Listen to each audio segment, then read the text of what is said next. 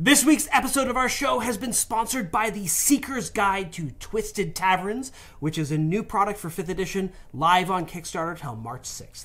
The Seeker's Guide to Twisted Tavern includes 14 new tavern locations filled with crazy NPCs, exciting clues and mysteries to explore, as well as just a lot of fun and games and revelry to improve your games of Dungeons & Dragons. Taverns have been a cornerstone of Dungeons & Dragons campaign, and I feel like we're overdue for a good pub crawl. Some of our amazing friends are working on this project, including Logan from Runesmith here on YouTube, as well as Eldermancy and Ghostfire Games. So please check out the Kickstarter and see all the great stuff they're working on. They have totally blown past all their funding goals and are adding on some amazing new features to the book as we speak. So check them out right at Kickstarter by following the links below. And now, onto this week's episode.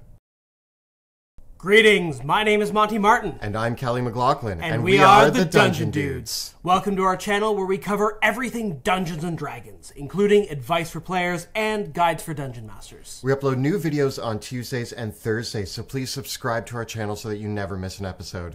Today, we are looking at 5 combinations of magic items that are pretty game-breaking that you might want to watch out for in your games of D&D 5e. Players love receiving magic items, and Dungeon Masters love handing out magic items. And you might see a list of a few magic items that you're very excited to drop on your players until one of the characters makes a broken combination that creates a lot more work for the Dungeon Master at the table. We call these combinations game-breaking because they create situations where the Dungeon Master must constantly invent new ways to challenge their player characters or work around these particular combinations. This can be really laborious for a Dungeon Master, and frankly, it gets exhausting to have to do it. It feels limiting because you can't necessarily use those monsters that you wanted to use or that boss that you wanted to use because your players are going to steamroll it very, very easily in a way that they wouldn't have been able to do had you not given them these magic items. So let's take a look at these 5 combinations and discuss why we think that they impact the game in a negative light. There's a lot to discuss, so let's get rolling. The first combo of magic items is a 2-parter. It is a very simple set of items that really is on the wish list of many fighters, barbarians, paladins, and other melee combat types. And that is a nice meaty +2 or +3 sword combined with a belt of giant strength, particularly the very rare or legendary ones like the belt of fire giant strength or the belt of storm giant strength, which set your character's strength score to 25, 27, or 29. When you combine them together, what you end up with is a character who has a bonus to their attack and damage rolls that is far superior than most other creatures, monsters, or anything that you can throw at them in the entire game. With this combination, you can get as high as a +18 to hit if you have the right character who has these magic items combined with something like a Great Weapon Master, who now they're able to take -5, which isn't going to impact that much on a +18. +18 doesn't matter at all. To get a massive amount of extra damage. This type of a character is going to bring down most boss monsters in a few hits. Yeah, with a attack bonus of +18, even a +13 with the -5 from Great Weapon Master, then on the other end of that, you end up with a character that has a bonus to their damage rolls of +20, plus whatever they roll on the dice if they're using a 2-handed weapon, plus whatever else can be stacked on top of that from your class. You end up with a wrecking ball of a character. And while characters should be able to deal a lot of damage, and it should be really, really satisfying, having seen characters with this combination of magic items, feats, and class features in high-level Adventurers League play, such characters are very easily capable of dealing out hundreds of points of damage in a single turn of combat. And in many cases, they can one-shot in a single round, particularly fighters that have 3 or 4 attacks and action surge. They can basically one-shot everything, which basically means that as a Dungeon Master, you either have to inflate the hit points of the monsters to a really, really gross level, which can cause combat encounters to drag out on the opposite end. And you end up with situations where the party is basically playing deliver the missile. And so even though you can do these really inventive things like give your Lich flight, or give them invulnerability, or give them all sorts of things, this warping effect happens where the entire party just figures out, how do we deliver the barbarian? Now, the Belt of Giant Strength and a magic weapon is something that a lot of people are going to be after, but there are a lot of great weapons out there that do not add the plus bonus. Something like the Flame Tongue is a great weapon to choose to award somebody who already has the Belt of Giant Strength. This means that they get a cool magic weapon as well as increasing their strength, but their 2-hit and damage are not off the charts. They'll still feel very powerful and very potent, but this is a great solution to this. Also keep in mind that we are discussing +1, +2, +3 weapons, but there are a lot of magic weapons that have other features, but also include a plus bonus. So just be aware when you're looking at the magic items of giving one character too many plus bonuses into one thing. If your fighter is a sword and board fighter who is not taking Great Weapon Master, it actually might be okay to award these magic items if the player hasn't min-maxed their damage output already. But if you have a melee damage dealer, think about the consequences of giving them these powerful items, because you can end up with an absolute blender in front of you, and it is exhausting to have to consider that in every combat encounter you design. It just is a lot of extra work. So now moving on to the defensive counterpart to this combo, we're looking at the combination of something like +3 armor, +3 shields, and the Cloak of Displacement. This combination does for armor and AC what the first combination did for attack and damage. This is escalated even further by the fact that what a lot of people don't realize is that magic armor and magic shields don't require attunement. This means that a character can wield +2, +3 plate and a +2 or +3 shield and still wear a Cloak of Displacement and a Ring of Protection or some other magic item that also increases their AC. Armor class is one of those things where there's a certain point where we see monsters in the game, by and large, not able to keep up with very high armor class. You end up with a character that now has an armor class of 26, 27, and all attack rolls have disadvantage on them, and maybe they're an Eldritch Knight and they can cast Shield, or they have other ways of getting that even higher than that. And now conventional enemies that rely on attacks to harm this character just don't matter. And now as a DM, if you want to even deal damage to this character at all, now you got to pull out the spellcasters. I feel like when we look at an AC that pushes past 20 and goes as high as 25 or 28, you're in this situation where a lot of the monsters that you want to present to the party are not going to be able to do any damage to this character. Yes, you might still have your boss monsters who can stand up to them and deliver a few impactful hits, or some spellcasters who are going to knock them over with spells. But when you are designing a combat encounter, that's not the only thing you take into consideration. You want minions and other sort of lieutenants who can deal damage and intimidate the party in meaningful ways. When you have a character with 25 to 28 AC, these become nothing. They become nonsense that you're just littering the battlefield with that don't matter to that character. And therefore, it becomes a lot more effort to actually challenge a character that has AC that high. And that, again, is just making so much more work for the DM.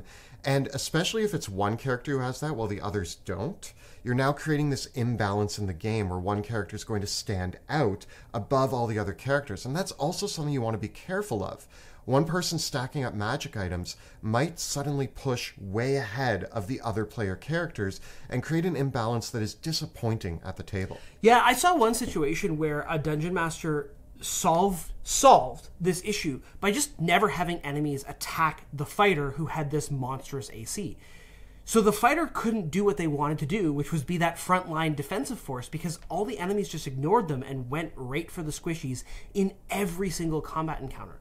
So not only did that player feel bad because they weren't able to do what their character was good at, because the DM created tactics in every single combat that circumvented the mistake that the dungeon master had created.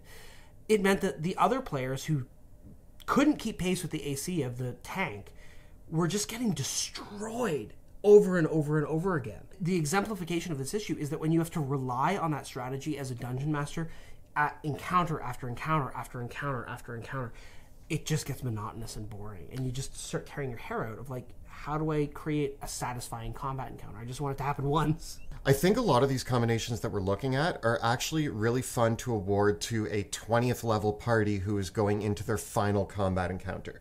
And then you give them the means to break the game and you throw everything horrible at them at once. And then you have this really, really high level gameplay where they get to feel the power of the magic items. But if you're awarding these types of combinations at low level or mid level play, it's a problem that you have to deal with for the rest of the campaign, and it starts to weigh on you as a DM. The third combination to watch out for is more of a recent problem, particularly because of Tasha's Cauldron of Everything, which introduced a class of magic items that allow spellcasters to increase their spell saving throw DCs and their spell attack modifiers. Previously, the only items in the game that did this were the Rod of the Pact Keeper, which is a warlock-only item, and the Cloak of the Archmage, which is a legendary magic item. These two items together, if a character had them, a warlock could use them to increase their spell saving throw DC by 5. Now that combination is available to many more spellcasters, and there's a few other items out there that will increase your spell saving throw DC. What this means is that a character at very, very high levels of play can end up, especially if they get one of those magic items that boost their main casting stat, you can end up with a saving throw DC in the mid-20s. And this is the third leg of this problem, is that now enemies can't make their saving throws against the very high-level spells of your spellcasters. If at mid to high tier play, your spellcaster is able to outcast even the greatest villains that Dungeons & Dragons has to offer, that's going to be a problem for what you're trying to create in the atmosphere of a D&D campaign. The threat goes way down when the spellcaster can dish out any spell they want without really any fear of people being able to do anything about it. And really this kind of ripples through all three of the examples we've given so far, that if you want to boil it down to one thing, it's try to avoid giving magic items that offer the same stat boosts time and time again that increase a certain aspect that is the driving force of that type of character to heights beyond which are manageable at the table. The reason why this is a problem for Dungeons & Dragons 5th edition specifically is that D&D 5e embraced this design idea called bounded accuracy. It means that unlike other iterations of the D20 system games or previous editions of D&D, particularly 4th edition and 3rd edition, where the name of the game was stacking your modifier as high as you possibly could, the progression of how high the numbers get in D&D 5e is much flatter. Characters cap out their ability scores at 20, which is a +5 bonus, and their proficiency modifier only increases from +2 to +6 over the course of 20 levels. But these magic items blow the doors off this bounded accuracy system by taking what would have been a +8 to a +11 bonus and cranking that up to a +18. And that has a really significant impact on the math that is underlying Dungeons & Dragons 5th edition. Now, moving on past the just stat boosting options that are clearly game breaking for the reasons given, we have a couple others that we think are just problematic because of what they offer in the playstyles presented. The first one being the combination of something like the Winged Boots with a Cloak of Invisibility.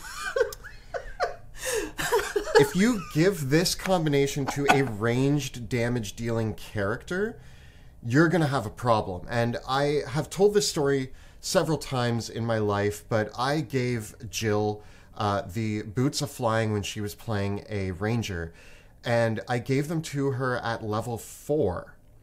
And for the rest of the game, all of the combat encounters had to account for the fact that Jill could just fly 20, 30, 40 feet up in the air and snipe people with her bow. I didn't give her the Cloak of Invisibility because the Winged Boots proved problematic enough that I had to rearrange several of the combat encounters presented in the campaign I was running to modify them to be able to deal with a flying, ranged attacking character. If you gave them the Cloak of Invisibility on top of this, you now have to do twice as much work. Now, suddenly every combat encounter needs to include a true sight flying creature to deal with that character. If you have a character that's just whipping around the battlefield unseen and untouchable because they're in the air and you can't pinpoint exactly where they are, this is a hard problem to deal with. And this exemplifies, for a dungeon master, one of the challenges of dealing with these combos. Because oftentimes the natural response to any of these magic item combos or any overpowered characters is, oh, well, the DM can just fix it by redesigning the combat encounters. Well, that's not really fair to dungeon masters that might be running a module because they need to save time, because they work a 60-hour week, and D&D is the thing that they do to relax, and they're trusting the module to deliver a balanced gameplay experience for them. And they gave them a magic item because they wanted to add a little bit of spice, but that's a mistake now that's biting them in the ass. And while it's okay for that character to get their spotlight, a character with these combinations of items just hogs that spotlight because they create this gravitational field around them because it's so warping in what it does. And lastly, we come to one of the most classic game-breaking combinations of magic items that everybody knows, and if you don't know about it, you're about to find out just how devastating this can be. And this is the combination of the portable hole and the bag of holding. Both the portable hole and the bag of holding, for a long-standing tradition in Dungeons & Dragons, have had an effect where, as they are both magic items that create extra-dimensional spaces, if one is placed inside the other, it opens a rift to the astral plane that sucks in everyone within 10 feet. Note that this is a rift that sucks in everyone within 10 feet, and not a 10-foot diameter rift. So if you got a Tarrasque, you can just run up to it, bam. Doesn't matter how big the creature is. The size of the rift is not specified. It just sucks in everyone within 10 feet and deposits them to a random spot in the astral plane. There is also memes like the Arrow of Ultimate Destruction, which is an arrow designed with a portable hole in the front and a bag of holding in the back so that when it makes contact, one goes into the other, creating this rift.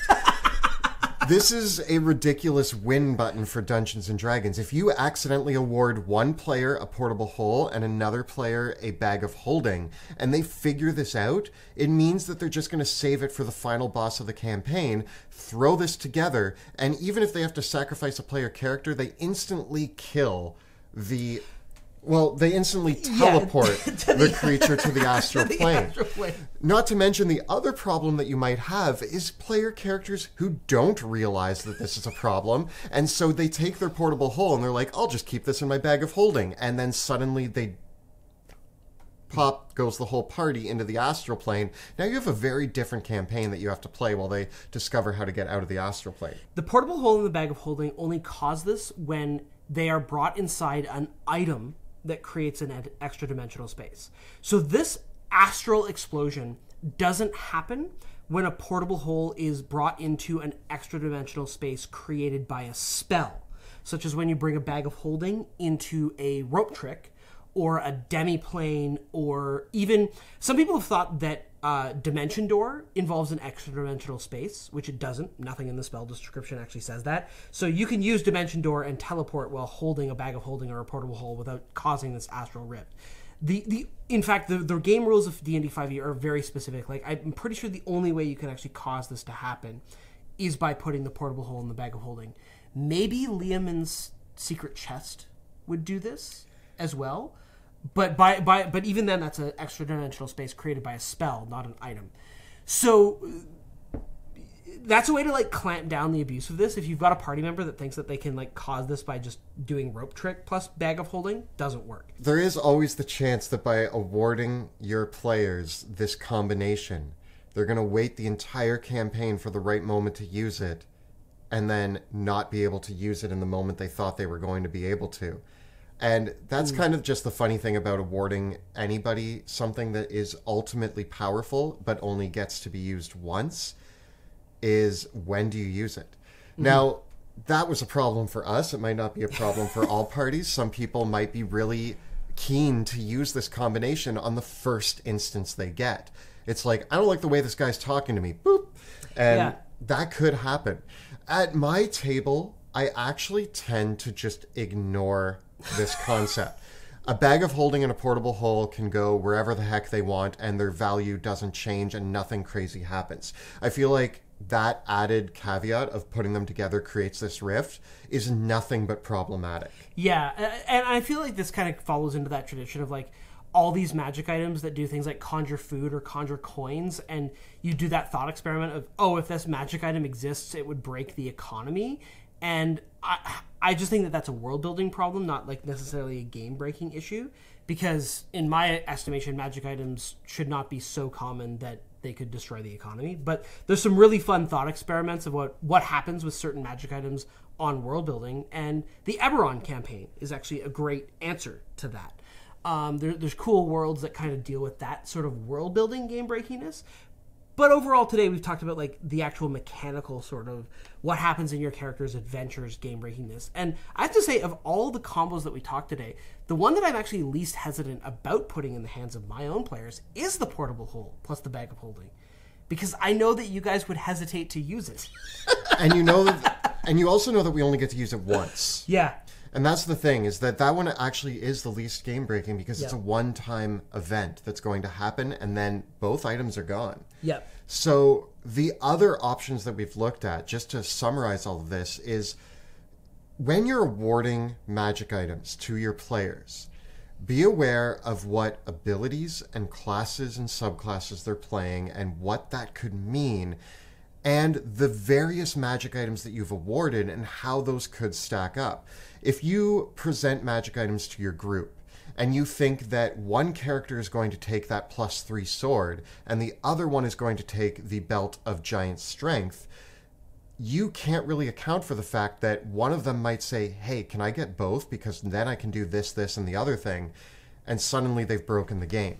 So you just want to be aware, and you can actually check out a lot of our videos on creative magic items and other really flavorful magic items. We have an entire list of videos that really talk about cool magic items that are much more balanced and add a lot of role play and flavor, along with being great rewards for the players to explore.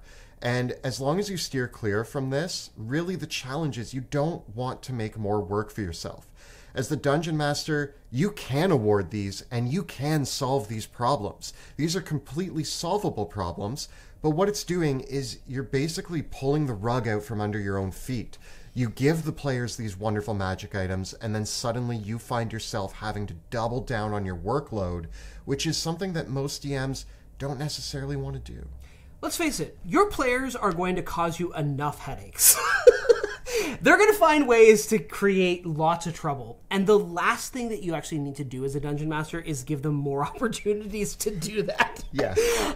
Because that's actually where you can create that abusive situation that really feels like it is making your game work and making you burnt out of playing. Think about things like how you don't really want to award rare magic items out until level 5, very rare magic items out until level 10, and legendary magic items out till level 15. And you probably don't want to have characters that have really, as a good rule of thumb, characters should probably have about as many magic items as their proficiency bonus. And as soon as you have more items than that, that's when they're getting a little bit too much. That kind of moderation can help avoid creating a situation where you're making more work for yourself as a Dungeon Master. Because you have enough work to do in plotting your world, plotting your campaign, creating your adventures, designing combat encounters. And if every time you sit down to design a combat encounter or scenario, you have to play around the combos, you should always think about the capabilities of your PCs when you're doing these things. But if you feel like you are having to deal with this as an obstacle constantly, that's when you create a problem for yourself. And so that's what you want to avoid. So this has been a look at 5 game-breaking magic item combinations in Dungeons & Dragons 5th edition. Tell us about some of your crazy combinations of magic items in the comments below. The videos that we create on our channel are made possible thanks to the support of our Patreon community. A massive thank you to all of you that have joined our community over the years. We could not make what we do on YouTube without you. If you enjoy the work that we do, consider joining our community by following the links below or at patreon.com/dungeon_dudes. Also, our live play campaign, Dungeons of Drakkenheim, is coming to Kickstarter. We've partnered with Ghostfire Games to bring Dungeons of Drakkenheim to life as a 5th edition module. You can find links below to get on the mailing list to keep up to date with all the news surrounding the upcoming Kickstarter. And don't forget to check out our live play in the Worlds of Drakkenheim, which airs Tuesday nights at 6 p.m. Eastern at twitch.tv/dungeon_dudes. You can find all the previous episodes of that campaign right up over here. And as we said earlier, we have plenty of videos on magic items for 5th edition D&D. Check those out right over here. Please subscribe to our channel so that you never miss an episode. Thank you so much for watching, and we will see you next time in the dungeon.